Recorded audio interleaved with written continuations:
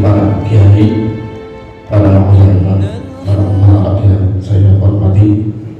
Untuk selanjutnya mari sama-sama kita ikuti hikmah tiara subuh atau taklim kita pada pagi hari ini yang akan disampaikan oleh guru kami Mukarram Bapak Kiai Haji Mahmud Marzuki. Pada beliau persilakan. Allahumma sholli wa sallim wa barik alaihi ya Rabbi Mustafa balligh maqasidana waghfir lana ya wasi'al karami ya Rabbi Mustafa balligh maqasidana waghfir lana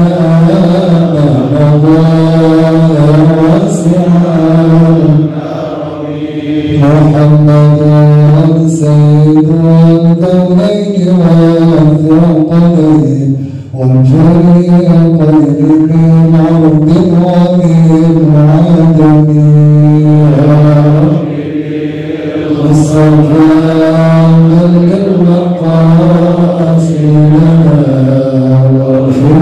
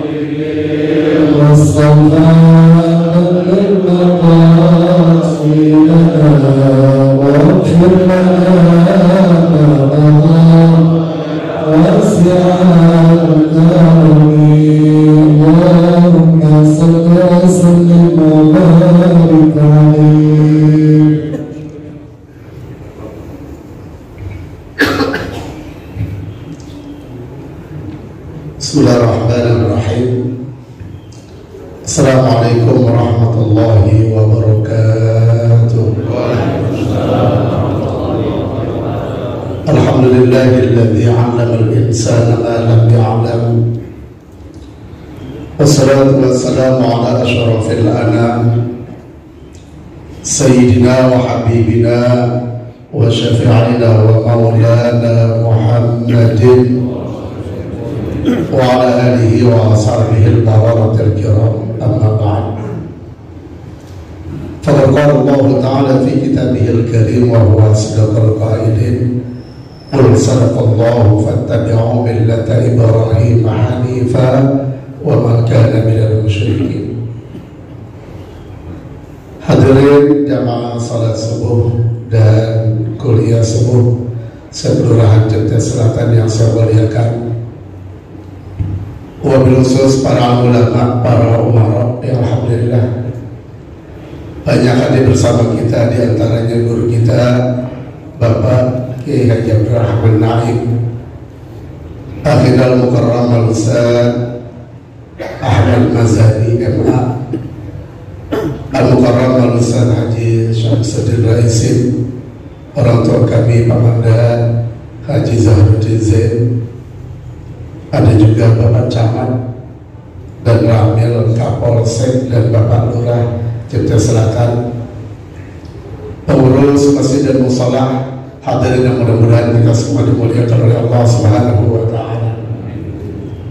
Puji syukur kepada Allah pada pagi ini, sebagaimana biasa setiap 1 bulan sekali kita mengadakan kuliah subuh bersama. Mudah-mudahan kegiatan apapun bentuknya yang kita niatkan ibadah menjadi ibadah diterima oleh Allah Subhanahu wa Ta'ala. Salawat wa salam mudah-mudahan selalu terlimpah kepada baginda Nabi besar Muhammad sallallahu alaihi wasallam. Jamaah sekalian yang saya muliakan, sebagaimana kita maklum, di tengah kita terpending oleh adanya pandemi,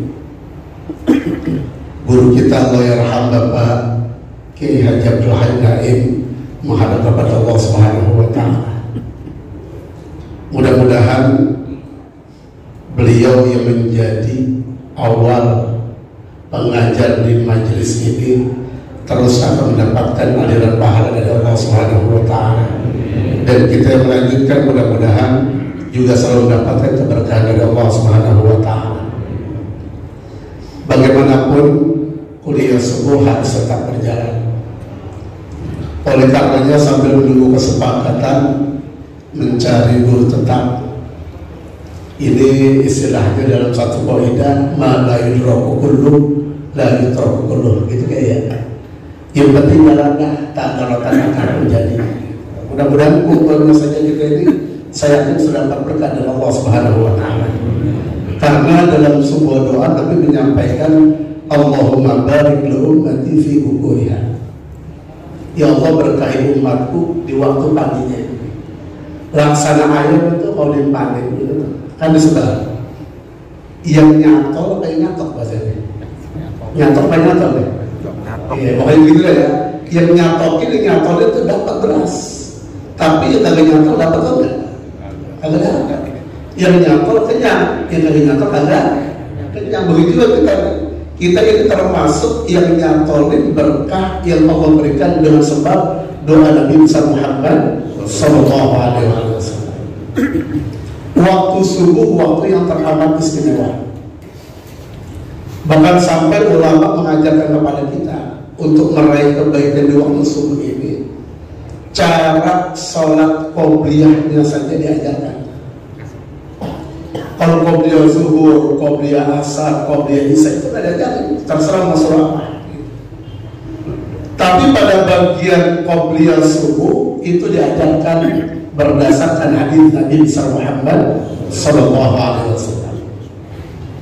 Jadi rakaat fajr khairu minad dunya wa ma fiha, itu diajarkan begini. Rakaat pertama mungkin sudah ada yang pernah dengar atau yang belum, mudah-mudahan menjadi hasanah ilmu pengetahuan baru bisa diamalkan.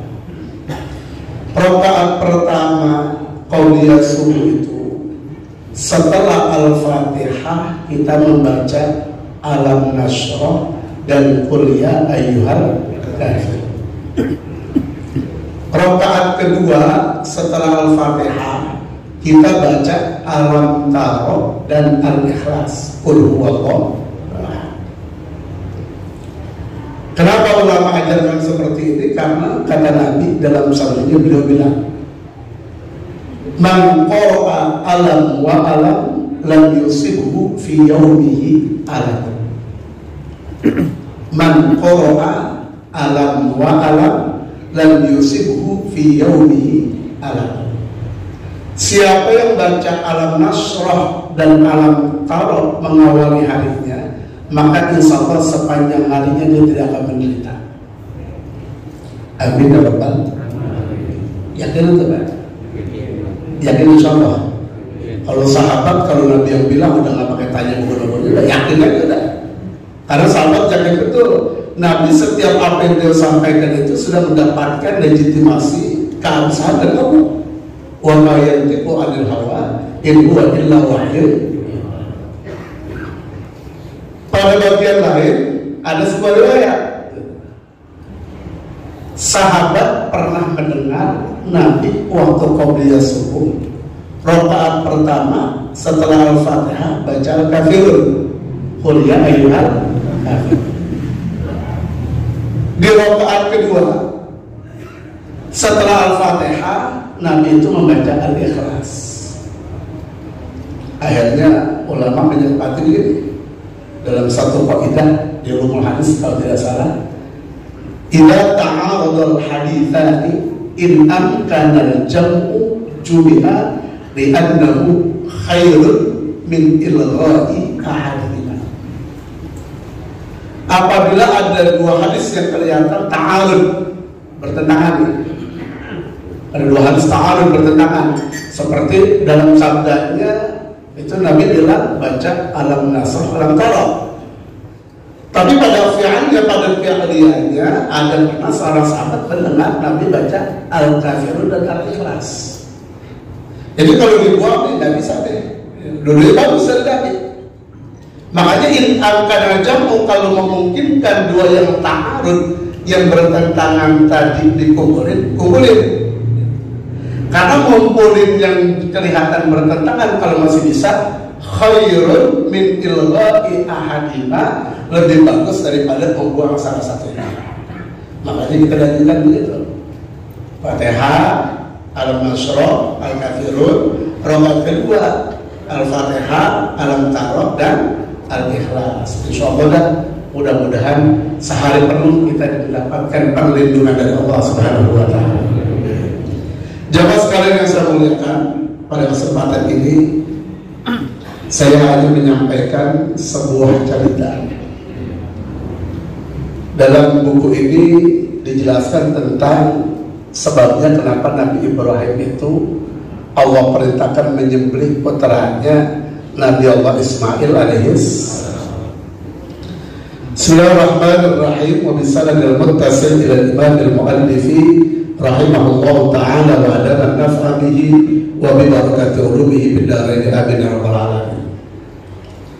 Kila sababu dzabhi Ibrahim Ismail alaihi wassalam annahu qarraba alfa syatin wa 300 baqaratin wa 100 badanatin fi sabilillah.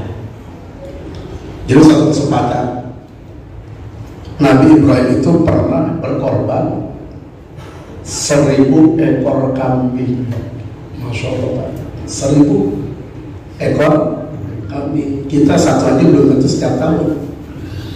Sekali korban itu al-fasha 1000 kambing.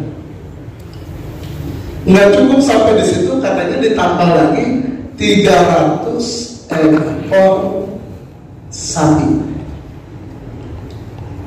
Cukup? Belum. Masih ditambah yang lebih mahal. Apa itu? Wami'ata badanatin, yaitu 100 ekor unta. Kita seadanya dari Masjid Imam Musola segini belum tentu dapat. Benar nggak? 1000 kambing, 300 sapi, 100 ekor unta. Kalau kambing sama sapi mungkin ada kontaknya susah deh. Kalau mau ambil negara budak ke binatang ya Masya Allah, ini luar biasa ya. Makanya begitu jumlahnya banyak Nabi Ibrahim mengorban binatang seperti itu, apa yang terjadi? Fata'ajjaban nasu wal malaikatu min dzalik. Apalagi orang, malaikat aja ta'ajjub, heran. Masya Allah, fata'ajjab, heran malaikat, heran manusia. Masya Allah, Nabi Ibrahim begini amat ini. Orang juga siapa kaya nggak gitu-gitu amat. Tapi herannya heran yang baik.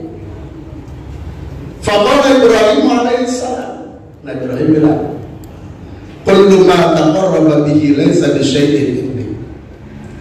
Wallahi law kana li ibnun la azba'annahu fi sabilillah. Waktu orang-orang heran, Nabi Ibrahim mungkin bicara agak lepas juga.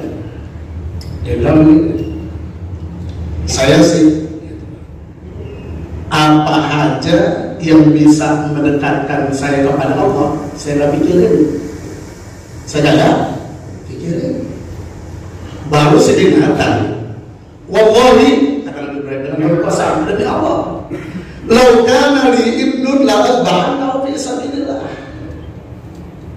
Seandainya Allah berikan saya seorang anak laki-laki, la azba'annahu fi sabilillah, dengan mentauhid sabilillah, pasti benar, saya akan sembelih anak saya itu di jalan Allah Subhanahu wa Ta'ala kalau Allah memang minta. Jamaah sekalian yang saya muliakan, akhirnya waktu berjalan terus. Begitu waktu berjalan, apa yang terjadi? Falamma qala Ibrahim alaihi salam hadzal qawla madha alaihi zamanun panasiya hadzal qawla. Jadi waktu berjalan terus berjalan. Nabi Ibrahim punya anak. Begitu punya anak, lupa tuh mau omongan mana? Andai saja saya punya anak, kalau Allah jadi rela sama saya rela potong anak saya. Lupa manusia sifatnya. Sama kayak gini nih, mau kuliah subuh butuh dana nih. Pak, kuliah subuh butuh dana nggak? Beli kebuli pakai duit nggak? Oh, ada kebuli pakai ya? Dari bau-baunya dong pakai duit. Iya, mau kuliah subuh butuh dana, mau maulid butuh pengurus, panitia, pusing kadang belum cukup. Ada temennya waktu susah ngomong gini, gua kalau punya duit nggak pakai puyeng-puyeng, gue yang jamin semua. Ada nggak dengar omongan gitu? Mana orangnya? Iya, pernah kita ngomong gitu. Gue kalau gue punya duit, nggak pakai orang lain, gue jamin semua. Begitu punya duit, kira-kira ini apa? La haula wala quwwata illa billah. Lupa dia. Nabi Ibrahim juga begitu. Kalau malam panasnya ada tolak. Begitu waktunya lewat, dia lupa. Nabi Ibrahim beliau lupa. Begitu lupa. Falamma jaa ilal ardil muqaddasati sa'ala rabbahu al-walada fa'ajaba Allahu du'aahu wa basyarahu bil waladi wa waladathu ummuh. Kalau saya lihat itu di beberapa tulisan, Nabi Ibrahim lahir di Mosul. Mungkin sekarang dari kota Mosul yang ada di kota Irak ya. Beliau di luar biasa puluhan tahun di daerah situ. Dari Mosul beliau pindah ke mana? Ilal ardil muqaddasah, yaitu ke Palestina. Di Palestina beliau minta sa'ala rabbahu al-walada. Beliau minta, ya Allah, berikan saya keturunan. Rabbi habli minas. Itu doa beliau. Makanya kita juga di antara doa kita ingin anak kita menjadi anak yang soleh, doa ini kita lazimkan. Rabbi habli minas sholihin, Rabbi habli min ladunka dzurriyyatan thayyibah, Rabbi ij'alni muqimas shalah wa min dzurriyyati, Rabbana hab lana min azwajina wa dzurriyyatina qurrata a'yun waj'alna lil muttaqina imama. Jadi kalau kita lihat itu dari beberapa ayat Al-Quran tentang kualitas anak, itu akhlak dan imannya dulu, bukan pendidikan. Karena anak yang pendidikannya tinggi belum tentu menjadi orang soleh. Anak yang kaya belum menjamin dia berbakti pada orang tuanya. Tapi kalau Rabbi habli minas sholihin, anak itu anak yang soleh, insya Allah menjadi jaminan untuk orang tuanya. Karena terminologi pengertian dari soleh itu kan al-qaim bi huquqillah wal qaimu bi huquqi ibadillah. Hubungan vertikalnya dijaga dengan baik, horizontalnya juga dijaga dengan baik. Bagus dengan orang, bagus dengan khalik, dengan pencipta, itu biar soleh. Kalau orang tua dia udah ngelawat, gimana boleh dikatakan anak soleh? Anak sekarang kan udah begitu Pak. Masya Allah, kita beda sama orang dulu. Orang dulu itu dehem aja, anaknya takut. Betul? Jangan dehem, bawanya pulang dari mana-mana, lagi bercanda, anak itu berhenti menghormati orang tuanya. Kalau anak sekarang ya, kalau dia main HP Pak, nggak ngerti dibilangin, bener nggak? Dipanggil kagak dengar kayak bolong, diomelin marahan dia, ngantuk macam itu. Anak saya begitu. Anak kita kan orang lain Pak. Itu kita doain, kita doain ya. Masya Allah luar biasa ini kan. Ini hadirin sekalian yang saya muliakan. Ini Nabi Ibrahim begitu beliau berdoa, Rabbi habli minas sholihin, ya Allah berikan saya keturunan yang soleh. Fa'ajaba du'aahu wa basyarahu bil walad, diijabah, dikabul doanya oleh Allah Subhanahu wa taala. Wa basyarahu, basyara yubashshiru, diberikan kabar gembira oleh Allah bil walad, akan datang seorang anak. Masya Allah, dikasih kabar gembira oleh Allah, diterima doanya. Tapi anaknya bukan sekedar anak. Kalau anak Roma insya Allah gampang kali ya, kecil-kecil nggak apa-apa, yang penting banyak kan begitu. Tapi kalau banyak rasanya ngapain ngerepotin doa. Makanya Nabi Ibrahim bukan Rabbi habli walad, bukan, tapi Rabbi habli bilas. Dapat anak wawaladat ummu, maka dilahirkanlah oleh istrinya Siti Hajar Nabi Allah Ismail alaihis setahun 2 tahun jalan, berkembang terus anaknya. Falamma balagha ma'ahu as-sa'ya ay lamma saluha ay yamshiya ma'ahu wa huwa ibnu 7 sinin wa qila ibnu 13 sana. Jadi ketika umur Nabi Ibrahim, satu riwayat katanya di sini 7 tahun, satu riwayat lagi 13 tahun. Jadi begitu balagha ma'ahu as-sa'ya, ya kalau kita lihat lebih enak cenderung ini umur 13 tahun. Yang lamma balaghal haddul ladzi yaqdiru fihi 'ala as-sa'i qila lahu fi nawmi. Jadi kalau bahasa kita begitu nih anak udah bisa membantuin bapaknya, udah gede balagha ma'ahu as-sa'ya, ini anak udah bisa membantuin bapaknya kerja, nggak ringan beban orang tuanya. Qila lahu fi nawmihi, ada yang memerintahkan Nabi Ibrahim dalam tidurnya. Di Nabi Pak, kalau Nabi itu tidur dapat isyarat, itu memang benar wahyu dari Allah. Jangan kita mau belum tentu kan, apalagi masalah mutawatir. Dan yang habis kita ngaji begini dengan Nabi Ibrahim mutawatir, besok malam dia akan digolok lagi. Bahaya, ada polisi. Ini Nabi Ibrahim ada bilang apa? Aufi bin adzalik. Ibrahim, penuhi nazar kau. Penuhi nazar. Kenapa? Karena ada kata-kata wallahi, demi Allah.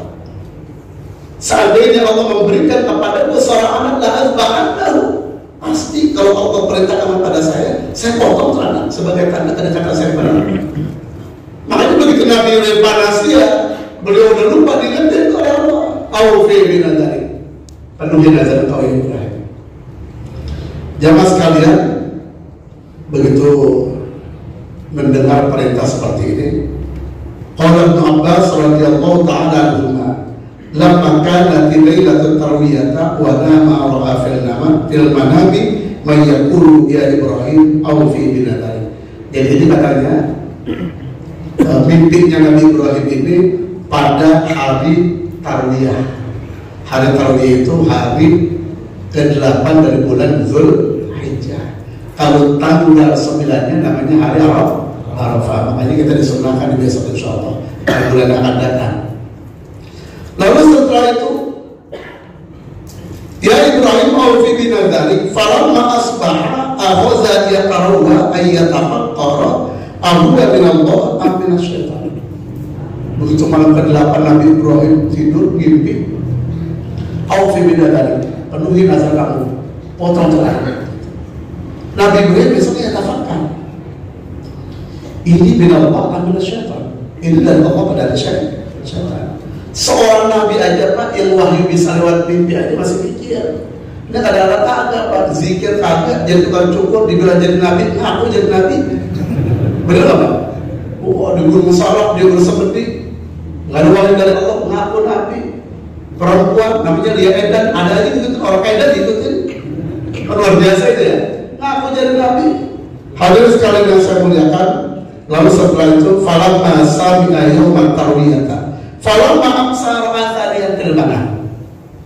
Begitu hari kedua, Nabi Ibrahim itu masih melihat lagi di dalam mimpi. Apa itu? Sama aufi bin adzalik, penuhi nazar. Falamma asbaha arafa annahu min Allah. Akhirnya di pagi hari itu Nabi Ibrahim yakin ini mah perintah Allah buat saya. Dengan cara beliau sebagai seorang utusan Allah yakin ini perintah Allah, bukan lagi ini perintah dari setan. Wa idza sumiya dzalika al-yawm yawm Arafah, Makanya pada tanggal 9 itu hari itu disebut dengan hari Arafah. Wasmudzalikal makani Arafah, dan tempat itu adalah namanya Padang Arafah. Hadirin sekalian yang saya muliakan, insya Allah pada pertemuan yang akan datang kita akan lanjutkan karena waktunya cukup siang. Ini kejadian ini Pak, sekarang ini di kota Mina dibikin sebuah tugu. Jadi kalau kita dari Arafah, dari Muzdalifah gitu, beliau lebih tahu, ada satu lembah namanya Wadi Muhassar. Itu tempat Raja Abraha dan tentaranya dihancurkan oleh Allah melalui burung ababil, tayuran ababil. Makanya kalau kita lewat situ dianjurkan untuk menata untuk segera, jangan lembek, jalannya harus segera gitu. Maju sedikit, kalau kita jalan di sebelah kiri ada tugu seperti kubah menara kecil, itu berwarna kuning emas. Itu tempat Nabi Ibrahim akan melaksanakan penyembelihan putranya. Bagaimana pelaksanaan prosesnya, apakah berjalan dengan lancar ataukah banyak godaan supaya Nabi Ibrahim tidak taat kepada aturan Allah Subhanahu wa Ta'ala. Insyaallah mudah-mudahan Allah sehatkan badan kita, Allah panjangkan umur kita. Kita akan lanjutkan muzakarah pada minggu yang datang. Amin ya rabbal alamin. Mohon maaf atas segala keterbatasan. Wallahul muwaffiq ila aqwamit thoriq. Assalamualaikum warahmatullahi wabarakatuh.